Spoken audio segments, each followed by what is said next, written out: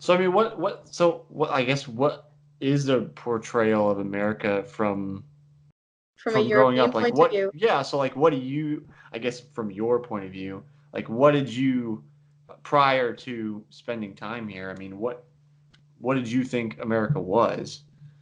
I just felt like coming from Thailand that I was about to go to something that's complete on the opposite spectrum. That Hmm. where, well, like first of all, it was like, Mom, what am I going to eat in America? Like, like, I don't like McDonald's. You get that like initial kind of Yeah. image where it's like I'm gonna get poisoned by the food and like I'm gonna be eating GMOs all day. But I mean, putting that aside, like I just think it wouldn't feel like reality, because Hmm. for me, America had this like picture of perfection. When you watch movies and you see people on TV that are American, like for me, the way they act and the way they speak is like perfect, and that's TV. And then you go back to your like normal life, you know? Hmm. And I guess it just seemed so big. It just seemed so big that I felt like going over there I'd be completely lost. And yeah, no, but I guess yeah, I don't know. It didn't feel real. It didn't feel like a country. I feel like I wasn't going to a real place, and Right. Right. basically it felt like I wasn't going to go to America until I was actually there, Yeah. you know. Um, so So yeah, how we long is the arrived flight? to Atlanta. It's about 9 hours from Dublin. And usually Um, you just sleeping the whole way, or you like sitting there nervous and not. yeah, so I was lucky enough because my dad's brothers and uncle, so my uncle is a pilot, so with Aer Lingus, and I mean this is the thing in Ireland, it's like it's very much like family connections and who you know and all this kind of thing, but um that's one of the things I was like when I'm in America, who am I going to ring if my car breaks down? Things like Hmm. that. Like who helps you over there? Whereas, so I went over with Aer Lingus and I was put into first class by my uncle. The first and only time though, because he was like, "That's it now. You're not getting spoiled again." So it was lovely. I had a lovely big chair to myself and Uh-huh. lovely meal and everything. So yeah, no, I was able to sleep well enough, and we got to Atlanta, and it was like 40 degrees heat. I couldn't deal. We were like, it was just so humid. Couldn't believe it. Like this is like middle of August, and we had come from Ireland where max temperature is like 18 degrees. Sorry, Hmm. this is in Celsius. So Yeah, I I think was getting 40 ready. degrees, like 100, 40, to 40 is 110 over Fahrenheit. 100. Yeah, Yeah, somewhere around there. it was just really, really hot. But then it stayed around like the 30s for like a good while. Um, but yeah, we got to Atlanta and we were actually staying. We just didn't want to stay in student accommodation on campus. Like me and my friend were like, we want to do something different, and we actually stayed in like a fraternity house, like an old fraternity house, a little bit off campus. So it was kind of like a shared accommodation. Hmm. So we got in there and we were just like, just felt so innocent or something to like this big city. And then Georgia Tech was like really nice. It's one of the nicest colleges I've ever been to, Hmm. or even visited. And I couldn't believe that we were studying here for a whole year. I'd say we were the only Irish people in the perimeter, like because Atlanta is, if we went to Boston or New York or even like LA or San Francisco, you'd always meet Irish people. Here we didn't meet any Irish people at all. Hmm. So a lot of the Southerners were like, "God, you're so exotic." And we were like, so are ye. But this, I don't know, in the south everyone's so like laid back, and there wasn't too much. Once they got you were Irish, it was just like, okay, that's it. Whereas I think in other parts of the world they're like you kind of get that. I know it's a stereotype that Americans are like, love the Irish, and um we'll be like, oh, please keep talking, we love your accent and things like that. Where in the south they were just like, oh, you're Irish, oh yeah, cool, you're exotic, but like we'll take that, you know. Yeah, yeah. And so yeah, so then like Georgia Tech itself is a pretty tough college, and so it took us a while to get into kind of continuous assignments and Hmm. kind of way the school works there, because we have like big exams at the end of the semester where it's much more like week by week in Georgia Tech. So we're like Hmm. constant. Like in Ireland, you don't really do anything for the first few weeks of college, and then the last like month it's like, oh damn, we've these massive exams. Okay, head down, let's do this. Whereas in America, it was like constantly exams every week, which actually there's like benefits and, pros and Yeah. cons to both. But in the end, I really liked the way they did in Georgia Tech. Um, so yeah, and I guess there was no football over in America. So I said my Achilles had completely healed at this stage in Mhm. September. And I don't know, I just kind of think even after like my whole summer in Thailand, my summer before in Paris working as a waitress, I was just like, I want to do something completely different and actually focus on it now for a couple of months. And that's when I joined the triathlon team in Georgia Tech. Um, and I Yeah. guess that's when I realized that triathlon is actually a cool sport because people my age were doing it. And it wasn't just something for the middle-aged men. And I know that's like the thing you always hear, Well, it triathlon is is. I mean, it is a sport for that middle-aged men. middle-aged There are guys. a lot Yeah, of middle-aged men. Yeah, they instead of going and buying a red sports car, they go and buy a red expensive bike that just costs just as much as a sports car, yeah, and then they yeah. start working out. Yeah, exactly. And like all of a sudden here, these were college students just as broke as me attempting triathlon. Yeah. And I really enjoyed it. And we got like to do a few camps that were really, really fun. And kind of did like, so like I kind of still wanted to run a bit more because, you just get that edge where you've been off running for a few months and it's like, oh, all I want to do is just get back into running. So Mhm. that was like my primary focus. So I joined the running club there, and then I was doing the triathlon team as well, of course, but I was kind of more focused on the running. And like in the space of I'd say 8 weeks, I was at like a 28-minute 5K, and I went down to a 20-minute 5K, Mm-hmm. and I was like, okay, I'm gonna keep going at this. I really enjoyed it, and then then my hips started to be sore. I was like, oh no, here we go. And had like I did a cross country race and did pretty well in that. And then like a week later, my hip was getting really, really weird. Um, I like to this day I still don't know what it was, but it put me out of running for like I'd say 4 or 5 months. So that was Mm-hmm. like all of Christmas, January, February, March, and so that's when I just started like cycling and swimming like way more. Mm-hmm. And I really got into like and I don't know if this is more of an American thing than an Irish thing. Maybe it is, but in America, people are just so focused, and maybe it's even a college thing or even a Georgia Tech thing. But I found that like everyone was doing, okay, you're doing a degree, well done, but you also need to be part of this society and doing these sports and excelling in all these different things so you can build your CV so much. Yeah, I don't know if Whereas in Ireland, it's exclusively American, but I yeah, know that yeah, that's it's definitely not just a Georgia Tech thing. It's very much like for us, that's almost instilled from childhood that like yeah, if you want to get into a good college, you need to have good grades and you need to be involved in 5 clubs and you need to do 3 sports and just exactly, yeah. stacks on, yeah. Yeah, whereas I'd never seen that in Ireland. In Ireland, it was like, oh, if you're sound, like you'll get through, And Hmm. it was very rare that you'd find someone that's really good at sport and music and college. Hmm. There's much more an emphasis on how you are in society and like how your family gets on with people and things like that. Whereas I just don't think there's as much pressure to excel in certain things as there is now. Maybe that's just me coming from a rural, part of Ireland, Hmm. um, like kind of the countryside and stuff. That like, even the fact that my dad was probably the only triathlete in our village, as in he was the only one out on his bike on the roads, and everyone would know, oh, that's John on the bike, Hmm. like it wasn't a done thing. Whereas coming to America, like just having all these like things under your belt was just the norm. So I think my competitiveness tried to like match with that. So when I got to Georgia Tech, I was like, oh my God, what have I been doing with my life? It was that kind of like slap in the face. Hmm. And I was like, okay.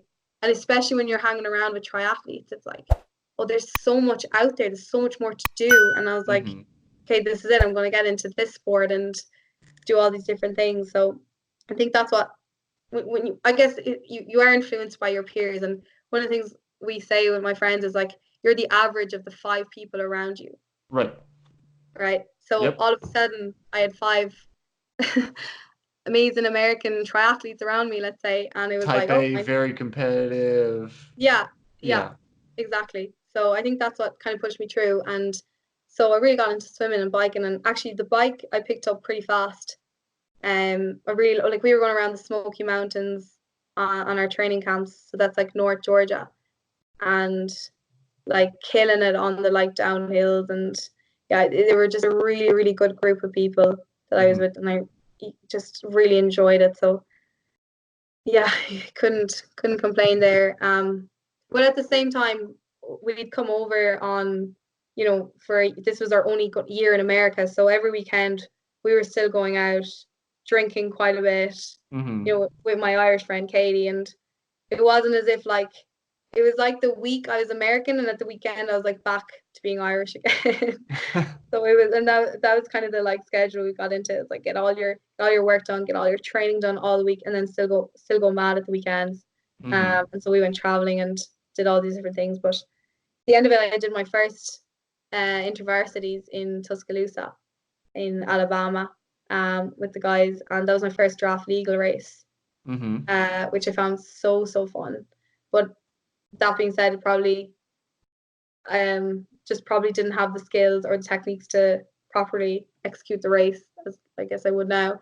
There's a Um, lot more technicality with the draft legal race. I mean, oh you have yeah, to be, completely. you have to swim just like hell to get on the Yeah, bike, and then yeah, you need the technical skills on the bike to stay in your group. So, yeah. It's just like you're fighting for the whole way through. yep. It's like I don't know, rave nearly. Like the swim is like I'd say swim would still be my weakest now, just not having probably swam as a child and not having done like, the 6 7 sessions a week. Which I'm going to start now in September, but I guess that was just survived the swim. And then so I was like one of the like last ones to go out of the swim. And then I moved up to one of the like first groups on the bike because I Hmm. just like was like, and I was on a bike that was way too big for me. I think Bryford's friend gave me his bike because it was an aero bike, and I was like, apparently this is faster, so getting on top of this, and way too big, but still I was just like, I'm gonna go. And I really enjoyed the bike, and the draft league was fun because all of a sudden the girls start like grouping up. Once you get into a group, everyone starts Hmm. working together, and it's like, Yep. wait, I'm competing against you, but like, yeah, all of a sudden we're friends for this like 30 minutes or whatever. Small, yeah, small Yeah, section where you're gonna work yeah, together to try to get away from everybody, and then yeah, it's everybody for themselves. yeah. I love those dynamics like in a race, and I always say like every race has such a different story to tell. I don't know about you, but not one of my races has been the same as another race, and there's always learned something different from a race. Or always come out of it being like just got a completely different feeling out of every race, which is I guess what I like about triathlon is that I get bored quite easily, as you can see, because I just jump from things to things. But triathlon is the one thing I've actually stuck with now for the last few 2 years, I guess. So Hmm. just because it never gets boring. So, one of the things I was curious about is like how did you're telling me before we cut recording about applying for your study abroad because you're at um, Galway Hmm. studying, and then there's a study abroad program. So like Hmm. you're saying only a few people get to go. Like what were the criteria? Like how did you get picked? I guess or the opportunity to come. So I guess yeah, in my year in biomedical engineering, there was about 70 of us, and four were to get picked. So initially, it's based on your results, and then you go through three or four interview processes. Hmm. And so then there's four places, and so two people got to go to Purdue and two got to go to Georgia Tech. So really, they interviewed you. Like, okay, it's one thing getting the results for it, but another thing is like, do you have the, I guess, characteristics to be able to go abroad for a year? And for some reason, I was able to convince them in that interview. I guess one of the things is like I lived away from home anyway. Because I guess one difference as well between maybe Ireland and America is that in Ireland we're always close to home. So if you go to college Hmm. in Dublin, you're only like max 3 hours away from your home house. But Hmm. most people actually end up going to college right near their house. So you end up staying at home. Whereas I know in America a lot of people go away for college and they Hmm. don't come back for like 4 or 5 months. So I guess finding people that had gone away. So I'd gone away to Galway, which is an hour and a half away from my house, but still, that's still considered like, you're traveling for college. Hmm. So that was, I guess, one of the things that helped to push us through. And I guess I've been top of my class for the last for every year in college as well. So that helped to get me the place in America, and then afterwards, then my placement in Boston Scientific, where I worked for a few months after that. What did you do Um, there? so there I was working with heart valves, and so I was investigating the calcifications of in your aorta.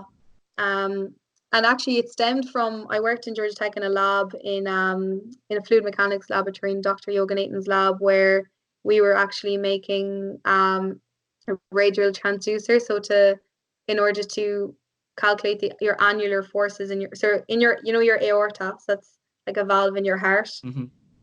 We were we created a transducer to measure the forces of the aorta. And so Okay. when you put in a heart valve, there's obviously certain sizes based on the geometry of your aorta, but you also Hmm. want one that will actually mimic the forces of your natural annulus as well. And so that's what Okay. one of the things we were investigating. So that followed through when I got a placement in Boston Scientific then from that, which was great. So did that for like a whole summer.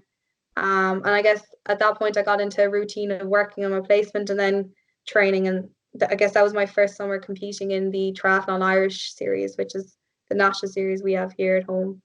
Hmm. Um, so yeah, that was my end of third year before getting into final year. Well, I saw. So I'm hoping you can tell me a little bit more about it. When I was, trying to do a little bit of background research, I saw. I'm sure I'm gonna say this wrong. Is it Loci where you work now? Yeah, local orthopedics. So yeah. So can you tell me a little bit about what they're doing? I looked into it, but I think it'll be probably easier for you to explain what they're doing. Yeah, so I guess I joined a startup company in September. And so there's only three of us. There's a doctor and two engineers. And what we're making at the moment is a treatment for thumb-based arthritis.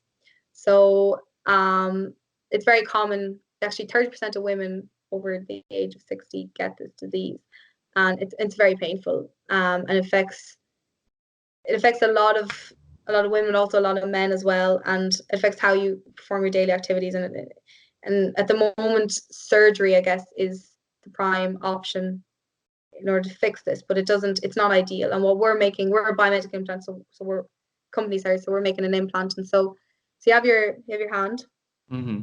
and in your hand you have, or in your thumb you have two bones that articulate your metacarpal and your trapezium. Hmm. And so thumb-based arthritis is when these bones here start to get degenerate, and them rubbing against each other causes a lot of pain. Right. And so at the moment, one of the solutions is to take out the trapezium. And so you still have the range of motion, but you don't have that same force as you would have if you had the two bones together. Right. And otherwise, there's other things like ligament reconstruction. As in when you take out the bone, you'd try and like sew up your ligaments again to get some sort of range of motion. And otherwise, there's a total arthroplasty implant where it's like you're kind of fusing both bones together. And so then you have Okay. a thumb that's kind of doing this, like that's very strong, but just you're not getting the total range of motion. So our implant is essentially a two-axis implant that allows you to give you that whole range of motion and that strength as well. So Hmm. that's, I guess, the initial or kind of basic summary, quick summary of it. So I've been working with them since September, and we work with a lot of surgeons based in Stanford and Brown and KU Leuven in Belgium. So it's one of those jobs where every month you're traveling, every week you could be traveling. And so I started in September, and they were like, "Oh, we're going to Boston next week." I was like, "Okay, cool," for a conference. And then yeah, so we're back and forth doing different trials, and Are they based in um, Galway? we're based in Galway. Yeah, Okay. exactly. So we're based right opposite the university. Um, so I didn't really move too far away. Yeah. And yeah, so it's been quite a roller coaster so far, because with a startup company, one minute you think everything's going brilliant, and then the next minute it's like it goes downhill again. So it's like, yeah, Like an ECG kind of